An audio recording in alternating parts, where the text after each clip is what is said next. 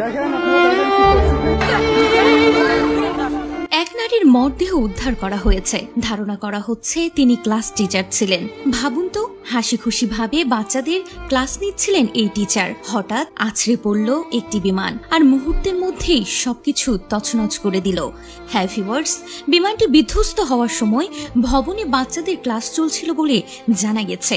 হয়তোবা এই টিচারটি ক্লাস নিচ্ছিলেন ছোট ছোট বাচ্চাদের। কলেজের এক শিক্ষক জানান, ছুটি হওয়ার ঠিক আগে অর্থাৎ শিক্ষার্থীরা ক্লাস শেষ করার প্রস্তুতি নিচ্ছিল, তখনই এই ভয়ঙ্কর দুর্ঘটনাটি ঘটে। তিনি আরো জানান, যুদ্ধ বিমানটি সরাসরি স্কুলের জুনিয়র সেকশনের ভবনে আছড়ে পড়ে, যেখানে নার্সারি থেকে ক্লাস 3 পর্যন্ত শিক্ষার্থীদের ক্লাস হতো। ভবনটিতে বিশাল গর্ত হয়ে যায় এবং আগুন ছড়িয়ে পড়ে। বর্তমানে উদ্ধার অভিযান অব্যাহত রয়েছে।